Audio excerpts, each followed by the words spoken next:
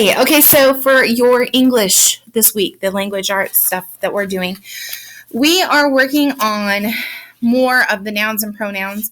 One of the ways that we can do things to make things easier for ourselves is abbreviations. So when you have the name of a street, like Pennsylvania Avenue, that's where the president lives, instead of writing this word avenue, you can abbreviate it to be AVE and then putting a period. You always have to have the capital letter and then a period. And that's how we know that that is avenue, okay? If you were to be, like, I live on Doncaster Drive.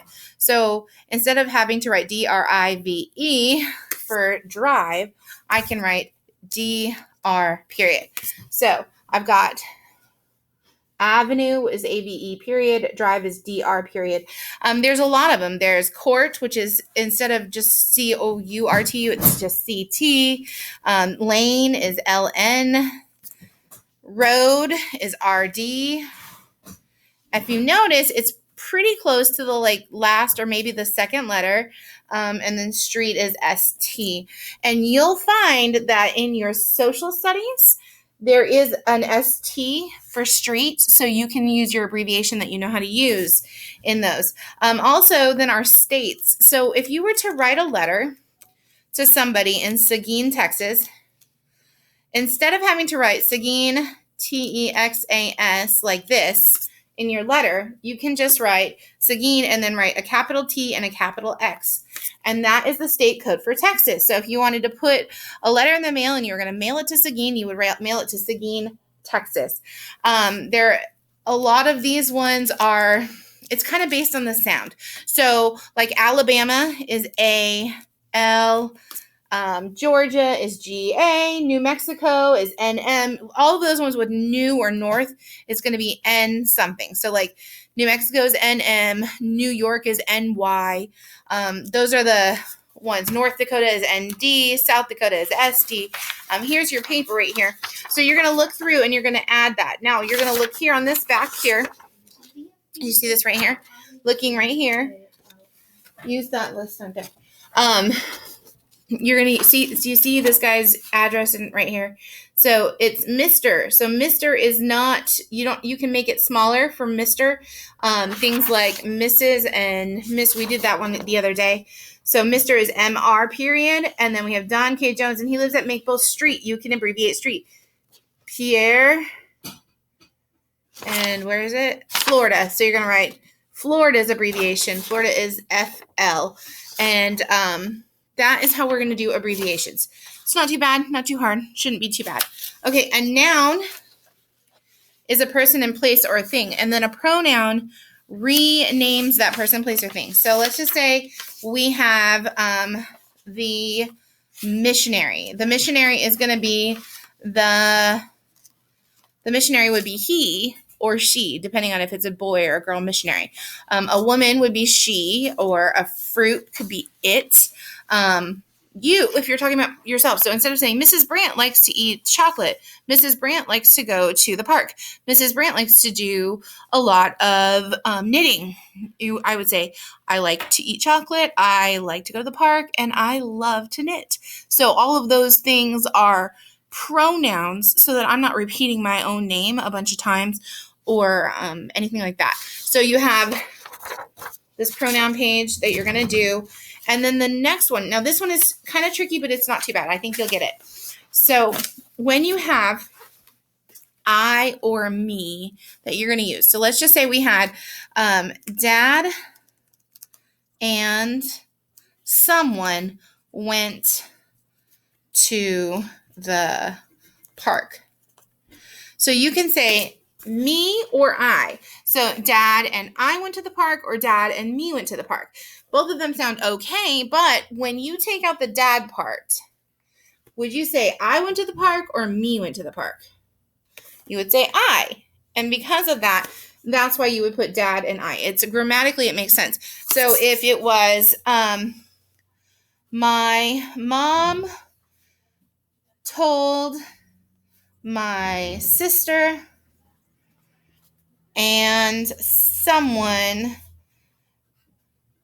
to come home.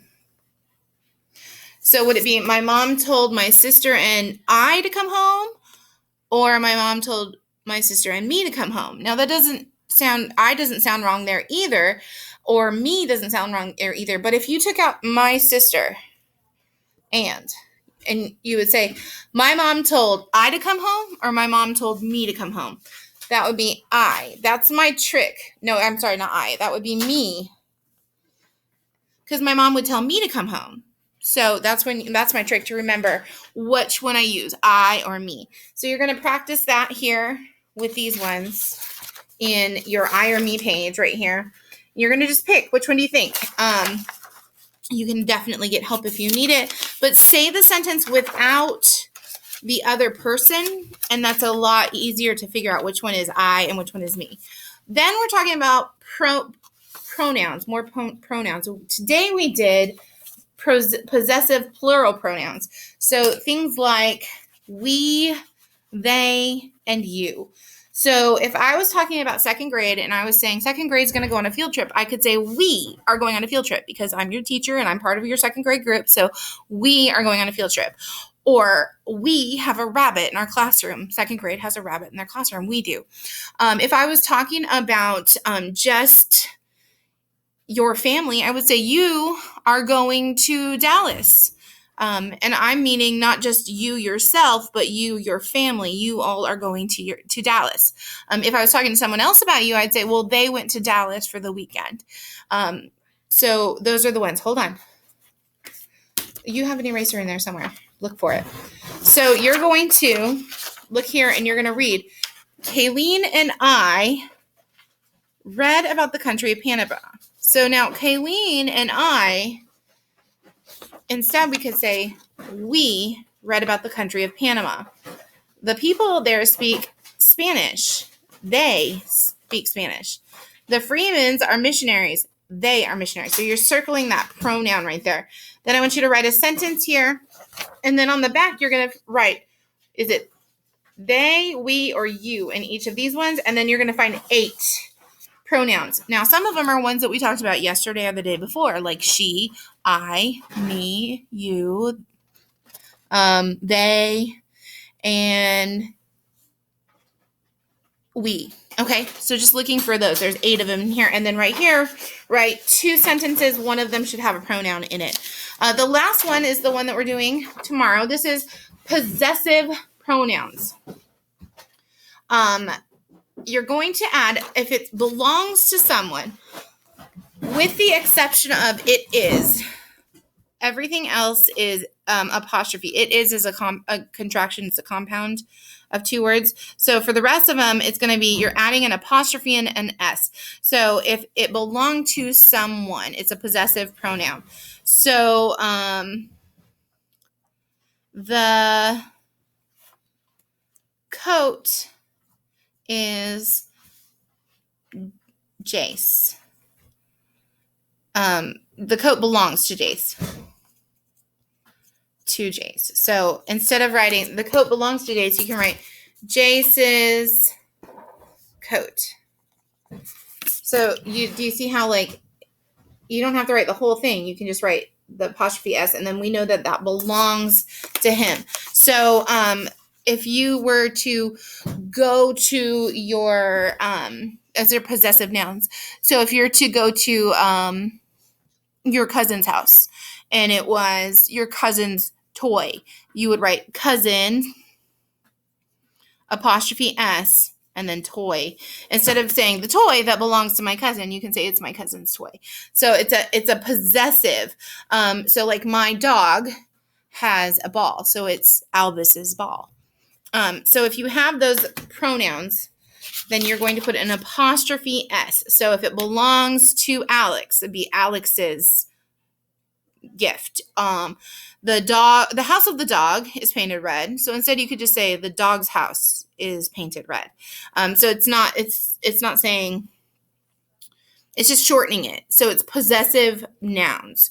And the apostrophe S means it belongs to someone. If you have a word that ends with S, so like Jesus. Okay, so Jesus ends with an S. All you have to do is add an apostrophe. So you can write Jesus, disciples. Okay, so then that's just the apostrophe. That's not going to come up on your worksheet, but it is something that happens in real life because some things end with S. So apostrophe S is a possessive noun, and that means that something belongs to someone else. Your house, Kiana's house, the house that belongs to Mrs. Brandt's house. Those are the ways that we would do possessive nouns. Okay, that is your language lesson for this week, and I hope that makes sense. If you have any questions, let me know.